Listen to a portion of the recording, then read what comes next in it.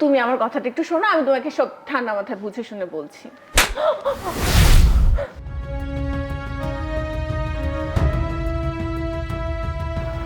আমার যা দেখার সেটা আমি দেখে গেছি।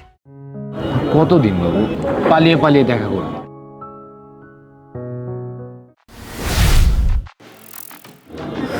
একটু ধৈর্য ধরো বাবু, সব কিছু ঠিক হয়ে যাবে। আমি খুব তাড়াতাড়ি তোমার হয়ে যাব। কি ব্যাপার, ও এখানে কি করে?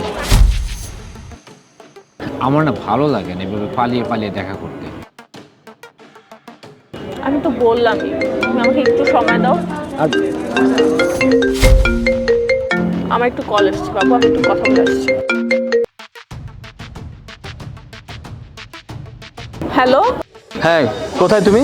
আমি না তোমাকে গত রাত্রে বললাম যে আমি আজকে শপিং এ আসবো। এখন তোমার শপিং করার সময়?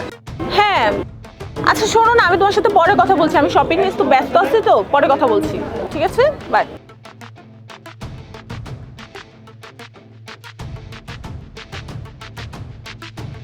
কে কল দিছিল? আম্মু কল দিয়েছিল, আসলে আমাকে নিয়ে একটু টেনশন করছে। তো শোনো না, চলো আমি আমি আজকে একটু শপিং করবো, তো তুমি আমাকে পছন্দ মতো শপিং করে দিবে। কি যে বলো না, আমারে কেন যাইতে হবে?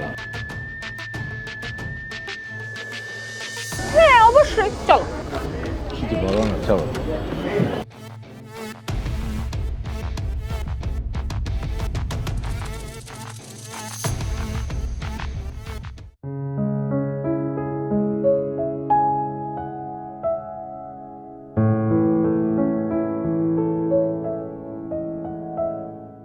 আরে স্যার, আপনি এত তাড়াতাড়ি আসছেন স্যার?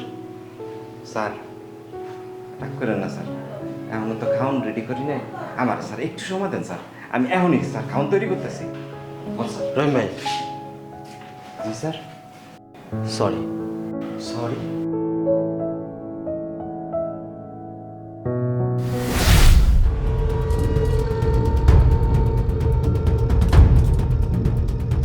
স্যার এই যে স্যার কফি। রাখো। রহিম। জি স্যার। আমি অফিসে যাব, তুমি আমার নাস্তাটা তাড়াতাড়ি রেডি করো। জি স্যার। স্যার, হ্যাঁ একটা কথা কইবার চাই স্যার। বলো। স্যার রাগ করেন না স্যার। আর এরকম আমতা আমতা করছো কেন? কি বলবো বলে ফেলো। স্যার ওই ম্যাডামের একটা বিষয় নিয়ে স্যার কথা বলতে চাইছি স্যার। কি বিষয়? স্যার ম্যাডামের না এই চালচলনটা জানি কেমন হয়ে গেছে স্যার। ম্যাডামের চালচলনটা ভালো লাগতেছে না স্যার।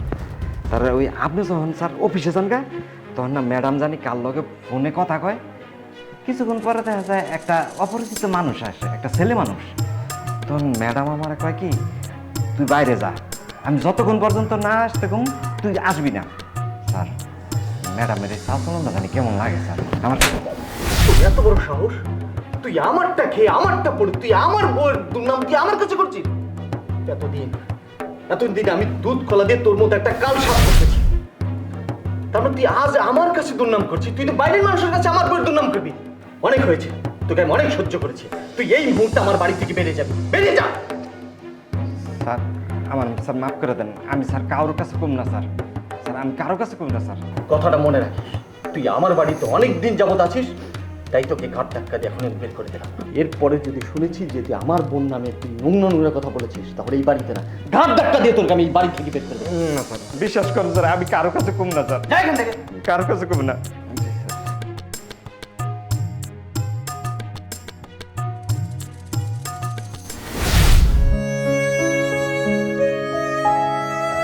হ্যাঁ ভাই, আই এম রিয়েলি সরি।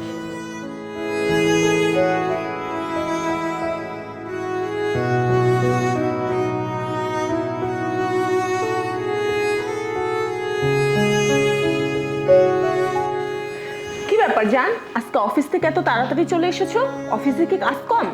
আচ্ছা ঠিক আছে, বাদ দাও। দেখো তোমার জন্য শপিং করে নিয়ে এসেছি। ভাবলাম শপিং এ গিয়েছি, আমার জানের জন্য শপিং করে নিয়ে যাই। দেখো তোমার জন্য কত সুন্দর একটা শার্ট কিনেছি, তোমাকে পরলে খুব মানাবে। দেখো না, একটু দেখো। পরে কি দেখতেছো দেখি।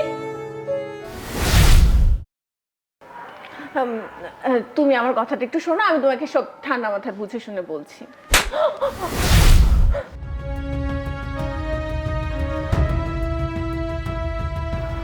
আমার যা দেখার সেটা আমি দেখে গেছি। তুমি বিশ্বাস করো, আমি তোমাকে সবকিছু ঠান্ডা মাথায় বুঝিয়ে বলছি, তুমি আমাকে ভুল বুঝতেছো। আমার নিজের চোখকে কি করে অবিশ্বাস করবো? আরে কি বুঝাবে তুমি? আরে তুমি যদি আমাকে ভালোই না বাসো, তাহলে একই ঘরে একই ছাদের নিচে এতদিন থাকার কি দরকার ছিল? আর তুমি শোনো না, আজকে ওর সাথে প্রথম দেখা হয়েছে, আগে ওর সাথে আমার কোনো মিথ্যা মিথ্যা, একটার পর একটা মিথ্যা বলেই যাচ্ছ।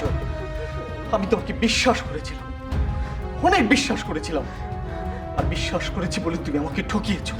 দেখো আমার ভুল হয়ে গেছে, তুমি আমাকে আর একটাবার সুযোগ দাও, আমি আর কখনোই কাজ করবো না, তুমি আমাকে মাফ করে দাও প্লিজ। রহিম আমাকে সব বলেছে। আমি যখন বাসায় থাকি না, তখন তুই ওই ছেলেটাকে বাসায় ডেকে এনে যা খুশি তাই করো, কিন্তু রহিমের কথা আমি বিশ্বাস করিনি। আমি বিশ্বাস না করে যে কত বড় ঠগা ঠকেছি, আজ সেটা আমি বুঝতে পারছি। না না না, তুমি ভুল বুঝতেছো। যেখানে বিশ্বাস নেই, ভালোবাসা নেই, সেখানে একই ছাদের নিচে দুইজন আর থাকা যায় না। বেরিয়ে যা, আমার বাড়ি থেকে বেরিয়ে যা, তোর আর জায়গা নেই এখানে। বেরিয়ে যা।